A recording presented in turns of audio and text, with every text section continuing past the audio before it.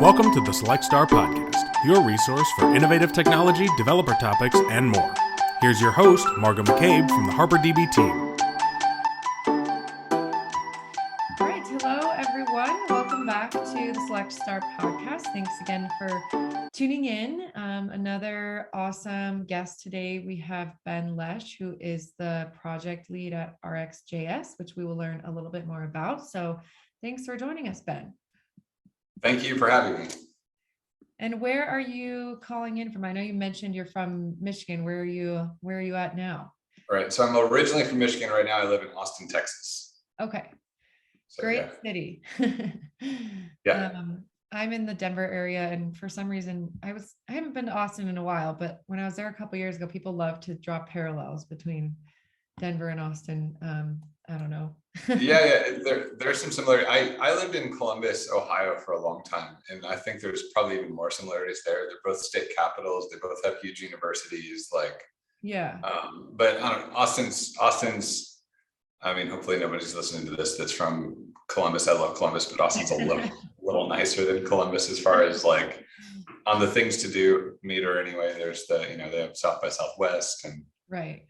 all that kind of stuff. So that's fair. I think if you've lived in both places, I think you have a right to say that. Right. Yeah. Awesome. Well, I'd love to get started by just learning a little bit about who you are, kind of your background, journey into tech, and what you're working on today. Sure. Okay. Well, let's see. My journey into tech was not normal, I would say. I went to art school and I dropped out of art school. So I went to art school for 3 years in Ohio, in Columbus, at Columbus College of Art and Design. And I went there for illustration and fine arts. And I still, it's still a big passion of mine. It's still something I like a lot. Fine arts and going to art museums and drawing and painting and all that stuff. But it's not something I really wanted to do for a living, I guess. And so I had a rough patch right after I left art school where, I was pretty down and out. I didn't have anything to my name really. And then, quarter life crisis. Right. Yeah. And then I found a job as a graphic designer. And while I was there, I fixed a website for them. And one of the IT guys was like, "Hey, did you know you can make a lot of money doing this?" I was like, "Really?" And so I started studying it more. And this is 1998 or so. And I got, a part-time job doing some software development. Actually, the first thing I did was JavaScript, which is funny because a good chunk of my career after that was not in JavaScript. And now it's back to that again. But, and yeah, I mean, to get that first job, I had to basically call in to the company where I applied to work, I think 3 times a week for 4 or 5 weeks. Wow. Until they started recognizing my voice and asking me what they could do to get me to stop calling. And I was like, just get me an interview. And if they don't like me, I won't call again, obviously. And they did. And I went to the interview and they asked me questions. I got maybe half of them right. And they asked me, so, on paper, you don't look qualified, and you only answered about half of our questions right. Why do you think it's so important that we hire you? And I was like, because I'll work for $10 an hour. Right? I was like, I'll work for barely above minimum wage because all I want is the recommendation for the next, because it was a part-time temporary job. Yeah. And I got it, and they actually kept me for a while, and then I got the recommendation per their agreement, if I did a good job. And yeah, after that, you gotta get in somewhere. yeah. So after that, you just I did contracting and whatever, and then eventually over time, I bet it was 14 years into my career, so I ended up at Netflix. And then most of my history, a lot of people know after that, I worked at Netflix. I started working on rxjs and then worked at Google, and now I'm working in financial tech. But okay, yeah, so it's a weird journey, and I obviously skipped some important bits in there. But yeah, it's hard to summarize in just a couple minutes. I get it. Yeah. So you said for a lot of your career you were not in JavaScript, and now you're back in it. Obviously, was there anything specifically that pulled you into rxjs? Was it more of just circumstances with where you were at, right timing, or was there something that like really interested you into getting into that space? It was mostly dumb luck and circumstances more than anything else. Like it was I was at Netflix. I was one of the few front-end JavaScript engineers at Netflix that had a lot of open source experience, from like contributing to Angular and a few other things. And I open sourced an Ember-based component library for Netflix. And so they tapped me to do this rewrite of RxJS, based off of the observable proposal that one of our company members had at the TC39, because he was a TC39 member at the time. So yeah, it was just purely dumb luck, really, more than anything else. I think a lot of good things come from that. It's okay to admit that. It's not like everything is pre-planned, and I mean, very few people know where their path is going to go. So, you know, timing is like one of the most important things. So it makes sense. And so, you know, comparing to when you were at Google and Netflix to what you're doing now, is there, like, do you see pros and cons of being at like tech super giants versus kind of being in, as you said, financial space now? Like, are there parallels there? Is it a totally different world, or? I mean, where I'm at now is it's very Google-esque. I think a lot of companies are kind of going for the whole, like, we serve food and we have, you know, these same sort of benefits, and, you know, we have open vacation policies and all these things. I think that, so like the cultural thing isn't super different from company to company at a certain threshold or a certain level now. I would say certainly all the jobs I worked with after I left the Midwest and went to Silicon Valley, there's a stark difference there. Like you go from like, you know, a place where I would have been thrilled to get a free peanut butter and jelly sandwich at like any company I was at, or even a free bag of crackers would have been like amazing, right? But like, I still remember the first or second week I was at Netflix, someone was complaining about the quality of the salmon in the lunch. And I was just like, I was totally taken back by that. Like, really? Like, it's probably not worth complaining about because it's free. But yeah, it's hilarious.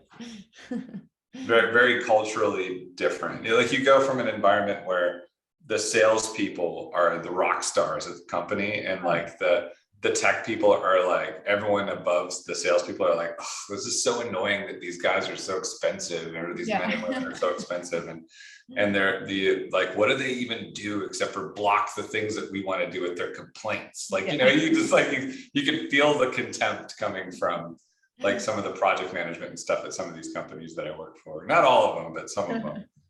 Yeah, it's definitely old school. Yeah, it's just, it's different. And I'm sure those companies still exist out there. Yeah. But I feel like a lot of them are starting to come around, because if you have a solid IT staff and you treat them properly, the benefits they yield, if you're good enough at figuring out where numbers come from, are pretty obvious. So. Yeah, that's a funny point you make. I'm a big fan of the show The Office, and I'm always like rewatching it. And I was thinking the other day about how they don't even, it's exactly what you said. It's like the sales, it's all about the sales team. They don't even really have an IT or technical team. And there was like one or two episodes where they tried to make them switch over to a website, and it was a huge deal, and everyone was so annoyed of having to make sales to the website. So it's kind of funny. Like it's pretty old school.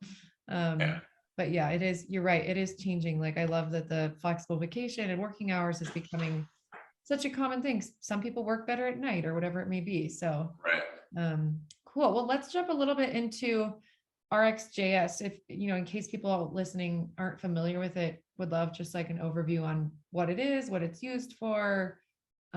Sure.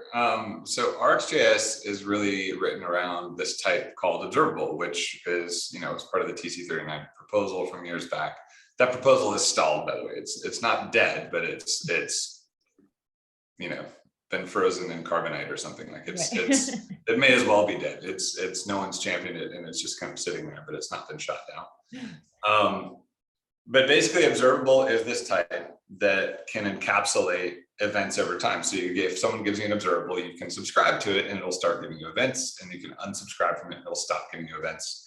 It also can tell you when it's done sending you events or when it's had an error and it's no longer going to send you events. So it's this way to kind of encapsulate a set of events. And because an event can be any value expressed over any amount of time, like infinite amount of time, instant, whatever, there's a lot of things you can represent with that, right? And so you can kind of encapsulate pretty much anything you can think of in computer science in some sort of this similarly shaped thing where everything's kind of the same shape. And the interesting thing about having a container like this observable that is where everything's the same shape or stored in the same container is you get this sort of category theory, set theory thing where you can, like anything, like, so let's say you have a bushel basket. What sort of things can you put in the bushel basket? Well, honestly, anything that fits in the bushel basket, right? And so you can take a bushel basket of apples and transform it into a bushel basket of sliced apples with a knife, right? Or you can take a bushel basket of various ingredients, including apples, and transform it into a bushel basket of pies, right? Like you can do these things and always be dealing with bushel baskets. And similarly with arrays or observables or these sorts of things, you have these operations you can do on them. And so like arrays can be mapped and filtered and reduced, and people know those things because they deal with arrays a lot. Observables can have the exact same thing because they deal with values in kind of a linear fashion, but they also have this element of time. So there's additional things you can debounce, you can delay, you can buffer over a certain amount of time or whatever. And still the outcome is an observable of values, just, in a slightly different shape. So these are all called operators, and there's lots and lots of them because of this. It could basically, you can do anything you can do with an array plus the element of time. And those operators are the kind of the meat of what RxJS is about, built on top of observable. But interestingly, they're kind of two separate concepts. Observable is like the type, and the operators are just like, here's some transformations you can do with observables if you so choose. And now the one thing I'm trying to get more people to realize is that observable type actually exists all over the place, and it should be standardized, because if you look in libraries like Svelte or Vue or XState or MobX or my gosh, what else? Relay, Relay, so GraphQL, like all of them have cooked from scratch this observable type in various shapes. Like they're just slightly different, but it's all the same thing. And maybe they're not using all the operators and stuff, but they still have this observable type. So the biggest thing I want people to know about is the observable type. The rest of RxJS and all the operators and stuff, I'm less concerned with. Like that's like the niceness that they get later when they understand the first thing. But the first thing is like, look, there's this observable thing. And if you ever need something that's cancelable, use that. If you ever need something that's zero or more values over time, use that. If you need something that's just one value and not cancelable, use a promise. That's fine. Like it's kind of the same concept, but it's very limited in its use, right? So that's what RxJS is about, is this observable type. And I kind of rambled a bit, I'm sorry, but this observable type and all of these operators around it. And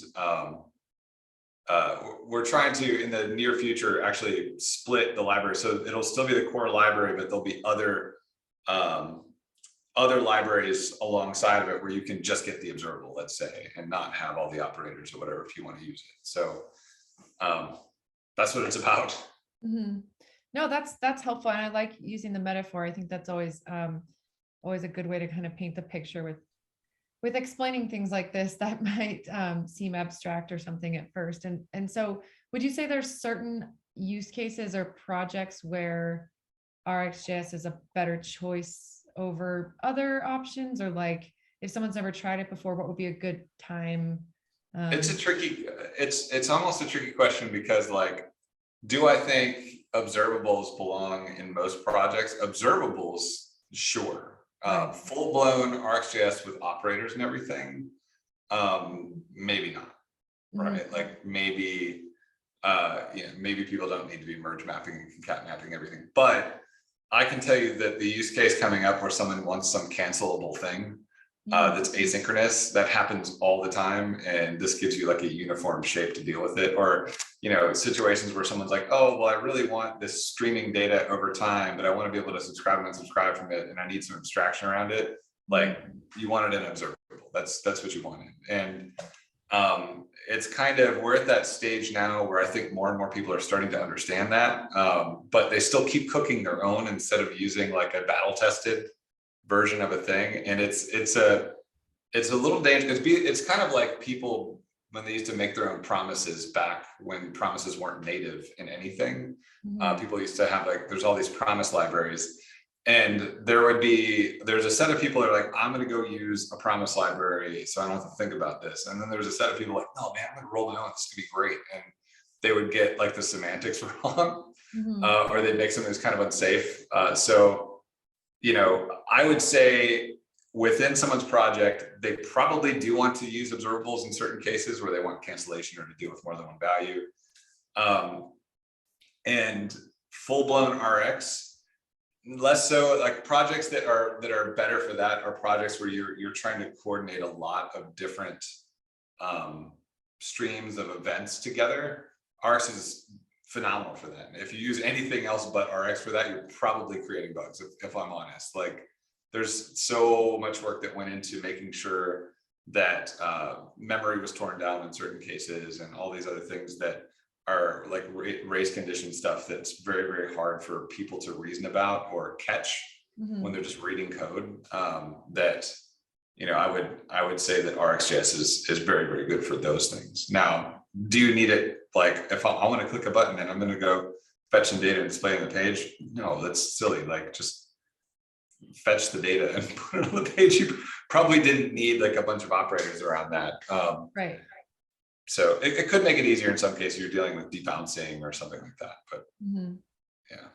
Okay, that's interesting. And would you say, I'm sure the community is continuously growing, but if folks want to try to get involved or check it out, like, is there a big community anywhere specifically to kind of get involved or find resources or like a Discord channel or something like that? Sure. There's a Gitter channel that I think that is fairly active. I'm not on there very often. And the reason I'm not on there is I get a deluge of a little bit too much thrown at me when I'm on there. And there's other people that are handling those things much better than I've got time for. So, but yeah, that's a good place to get involved. I've heard there's a Discord.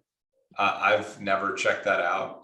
That's a pretty good place to get involved. And of course, there's also the actual GitHub repository where, we've got people that do a lot of work for us in like the documentation and the sort of thing. And like, honestly, that's where the brunt of the work is at this point. I mean, it's a utility library, so there's only really so many ways you can merge map and observable. Right. So like there's some code evolution there. I don't need a ton of help with that. We've got a few other folks that work on that as well.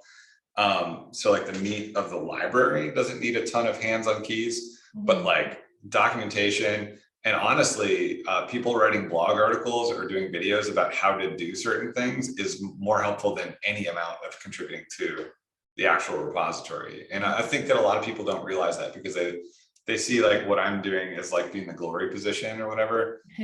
First of all, it's frankly not that glorious. It's unpaid volunteer work where people criticize you.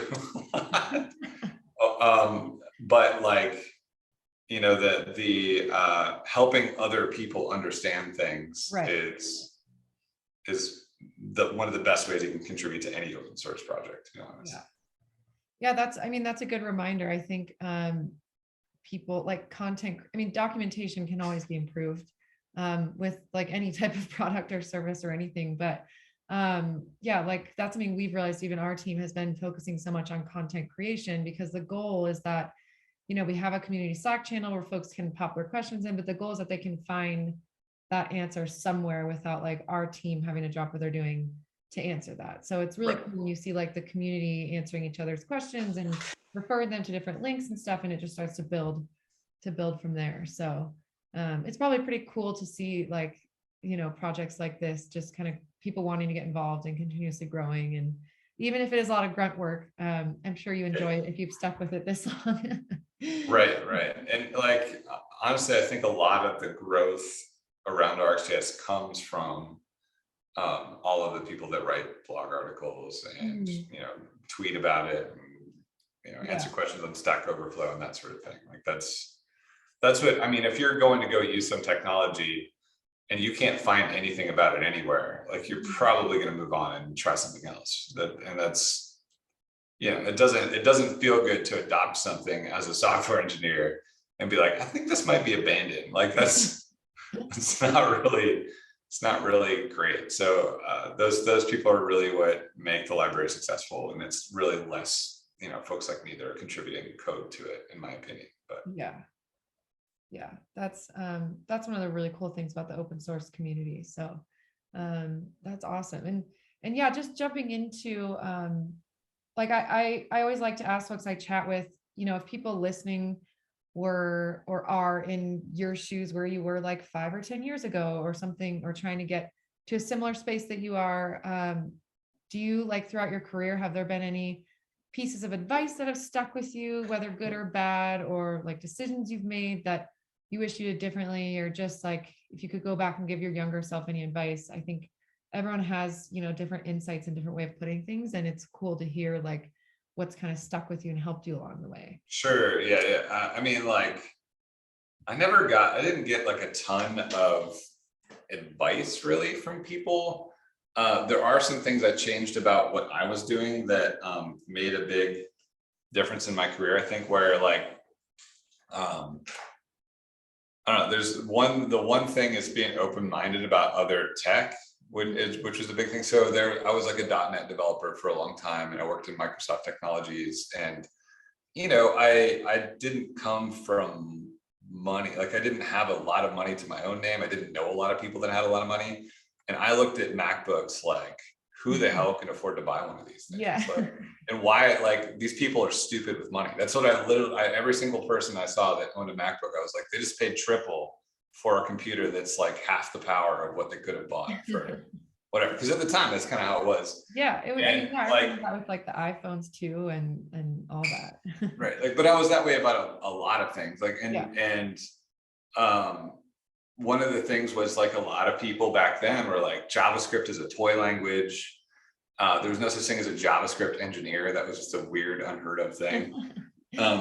So somewhere, and I don't know why I decided I would do this, but I was just like, you know what, I'm gonna just try. If someone's like, if I start working and someone's like, here's a MacBook, I'll be like, all right, whatever, I'll use it. I'm not gonna complain about it or whatever. If someone says, hey, we need someone to do this JavaScript thing, go ahead and do it. And some of these things, like I tried XSL, XSLT, and XML transforms. That was it's still a thing. Actually, I used XPath the other day. Anyways, like, it's still a thing, but it's like it never really took off. Right. And I started doing JavaScript development back when everyone else was refusing to do it where I worked. Like everyone else was like, I'm not touching that stuff. And I was like, okay, well, I'll do it. And, it turned out to be one of the best decisions I ever made.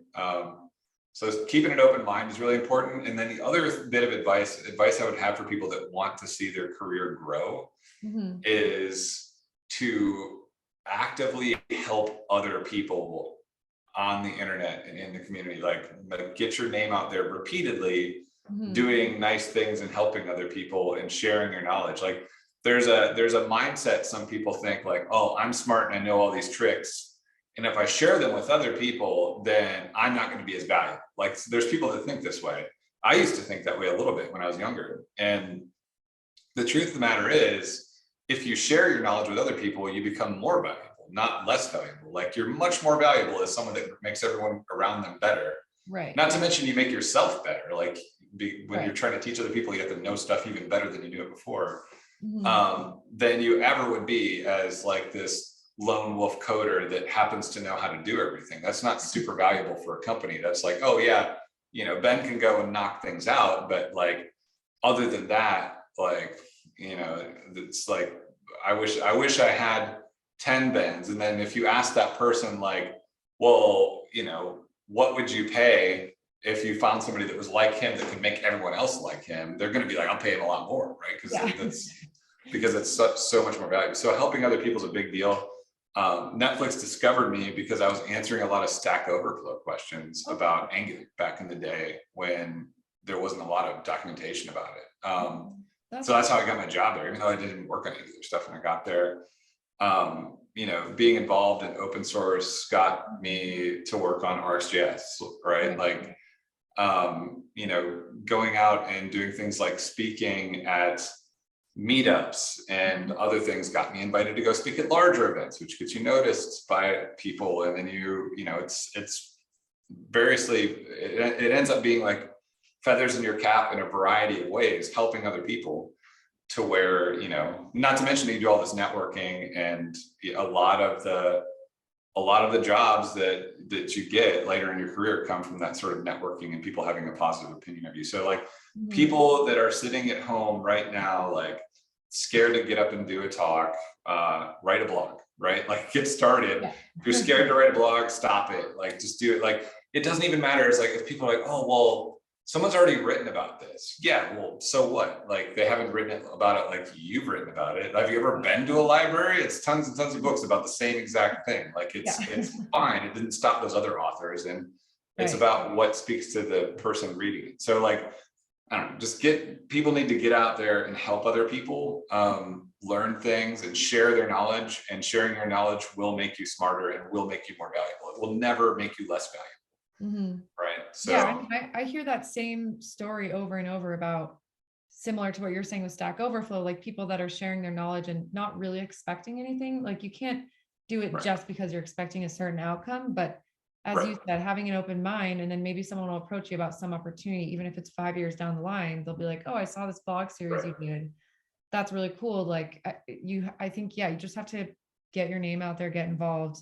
Well, people need to make sure that they're getting credit for what they're doing too, right? Like if you're teaching other people stuff at work, you need to make sure your management knows and sees that you're doing that. Other people see you're doing some people that might seem like, well, that's kind of crass to be like, oh, look at me, look how helpful I am. And it's like, no, dude, like you're getting paid to be here to do a job. If you're doing something above and beyond, you need to tell people above you that you're doing it. That's not you bragging. That's you trying to ensure your career or your financial future and grow yourself a little bit. So it's totally fine with putting your name on something and having some bragging rights, as long as you're helping other people. And that first point you made too is so true about some people being afraid that if they release all these secrets that they're less valuable. I think I've heard someone call that like manager syndrome before, where people, when they're training someone right under them, like don't want to show them how to do all of their tasks because then they're worried that they'll be, not necessary anymore. And it's like, that's not how it works. If you can elevate those people, then that elevates you and takes more time off your plate. And I think it works the same with knowledge sharing. So that's a good point to remember. I mean, you want to make time for personal growth too. Like you don't want to spend all of your time just, vomiting all your information to other people and not attaining new information. But yeah, totally. Like there's no reason not to engage and help others. Right. Yeah. It's all about balance. Cool. So are there any other, obviously rxjs is on the forefront right now, but are there any other sorts of like technologies or tools or frameworks or anything that you're really excited about right now, or like wanting to learn this year or seeing that's coming out? Yeah, there's tons of stuff. Like there's been so much headway made in in two spaces really, like in mono repositories. So you've got like NX and Turbo Repo and these sorts of things that are getting more and more interesting. And then also in the server side rendering, static rendering space with things like Next.js, which that's been around for a while, but it seems like it's really kind of in an upswing. And Remix is really interesting. So there's a lot of really cool stuff around that. NX in particular, I've been playing with NX recently, and I'm super impressed with a lot of the smart things that it can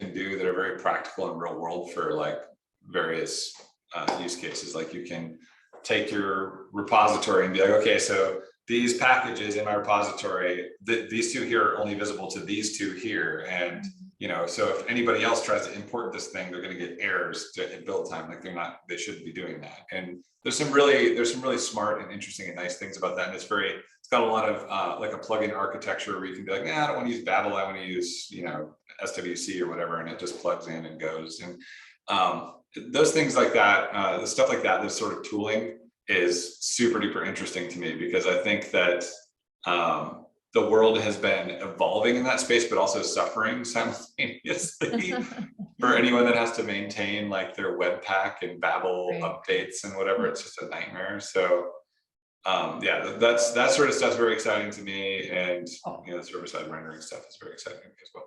Yeah. I know a lot of times when I ask people that question, they get overwhelmed because they're like, well, there's stuff every single day coming out. Like, how do I know what to focus on? And there's no way to, you know, can't jump on the bandwagon for everything. So very cool. Well, this has been really interesting for me. I didn't know much about RxJS before, and was really excited to get to connect with you. I didn't either when I first heard about it. Yeah.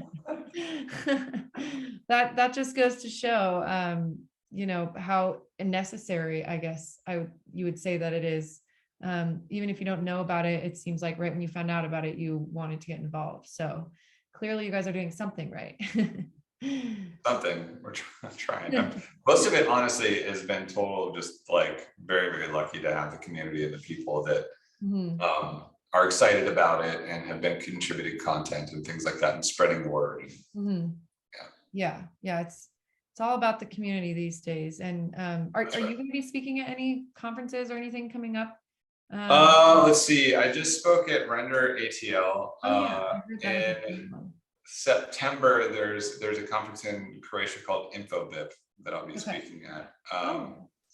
Not a bad place to travel for speaking engagement. Right. Well, actually, Render ATL was the first place I've been in like 3 years almost because of the pandemic. So yeah, I'm very thankful that remote conferences are no longer a thing, because it's so nice to actually see people that the JavaScript community. I don't know if you knew this or not. Like these speaking engagements.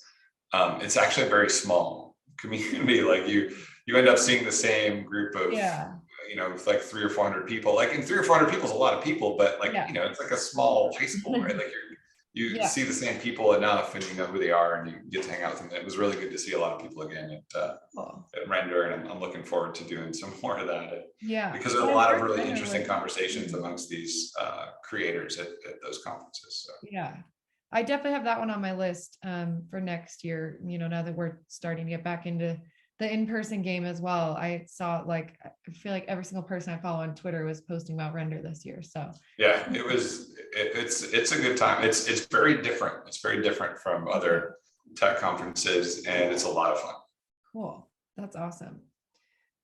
Great. Well, it's been really great to chat with you. Really appreciate your time. I'll be sure to link to your Twitter and any other resources in the show notes if folks want to connect with Ben, and definitely encourage anyone listening to check out RxJS. It sounds super exciting, and yeah, appreciate your time, Ben. Looking forward to keeping in touch and seeing what you do next. Yeah, thanks, Margo. And just so people here know, anybody that DMs me with a question, I do try to get to everybody. Like sometimes it takes me quite some time to see the message, because there's like a spam folder, and then there's a spam folder in Twitter, and like the ones that the unfortunate souls that fall into that second tier, sometimes I don't see them. But yeah, if anyone ever has something that they need to know, I try to help people. If it's a how do I do this in RxJS question though, I would say use Stack Overflow. You'll get an answer a lot faster than you will from me, but I will try. So yeah, just so people are aware. Okay, cool. No, it's good for you to point that out, because sometimes I wasn't sure if you were going to say the opposite. I've had some people that are like, I get way too many, don't DM me. So I've gotten creepy DMs and everything, but yeah, like I won't respond to creepy DMs, but I do respond to people who are legitimately just have a question or like want to chat about something or whatever. Yeah. Right. Awesome. Well, that sounds good. Thanks again, and looking forward to keeping in touch. Thanks for listening to Select Star, your resource for innovative technology and developer topics. You can find our episodes in all the usual places: Spotify, Apple, Google, RSS, and YouTube. Don't forget to rate, comment, subscribe, and share. You can learn more about HarperDB at harperdb.io.